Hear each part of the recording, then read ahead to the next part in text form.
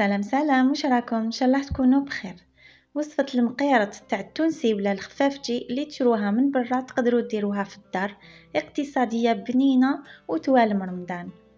هنا عندنا 2 كيلات سميد متوسط مع كيلة سميد رطب، نضيفوا له مغرفة صغيرة تاع الملح وكيلة تاع الزيت. هنا ما تحتاجوا لا مارغرين لا تحتاجوا السمن. نخلطوا مليح المقادير، يعني نبسوه بيدينا مليح مليح. من بعد نضيفوا له كيلة تاع المزهر،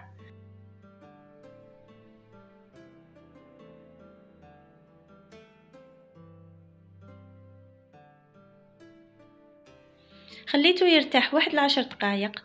من بعد رحت للغرس، بعد ما نقيته فورته. كي برد زدت له واحد المغرفه صغيره تاع السمن ولا الزيت كيما تحبوا، ودرت له مزهر حتى ولا طري كيما راكم تشوفوا. درتو ديبوده وخليته.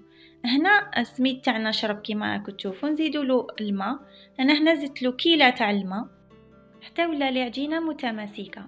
وما لازمش تعجنوه يعني تدلكوه، غير باطراف الاصابع راح ينطم معاكم. من بعد انا درتهم حرابش حرابش رقاق وصغار هكذا باش نديروا المقيرط تاعنا، يعني على حسب الحجم اللي تحبوه. انا درتو كيما اللي يتباع برا، درتو بزاف صغير. هنايا الغرس ما راحش ياكلكم كاع بزاف، راح تستعملوا منه غير شويه باسكو حديروه بزاف رقيق لداخل. نحلو هكذا العجينه تاعنا كيما راهو في لا فيديو، ونزيدو نحلو الغرس تاعنا وندخلوه داخلو. من بعد نغلقوا عليه مليح مليح ونقطعوه الشكل اللي نحبه. انا هنايا درت لكم المقيرط هذاك البسيط سامبلي، كل وحده تقدر ديرو في دارها. من بعد نسقموا الحربوش تاعنا مليح مليح هكذا ونقطعوه صغير صغير. نكملوا كامل المقيرط تاعنا حتى تخلصنا العجينه. من بعد هنا سخنت الزيت ودرت له تيست اسكو سخن ولا لا.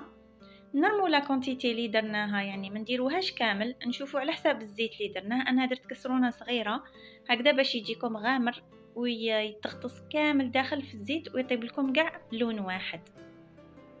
بعد ما يتحمر لكم، يعني ما حش ياخذ لكم كامل الوقت، هنا دفيت شويه عسيله ودرته داخلها ونخلوه يتشرب مليح مليح. هذا هو المقيرط تاعنا، نقدموه مع شويه جلجلان محمص مع كويساتي الله الله. وإن شاء الله تكون عجبتكم الكيفية. سلام عليكم ورحمة الله تعالى وبركاته.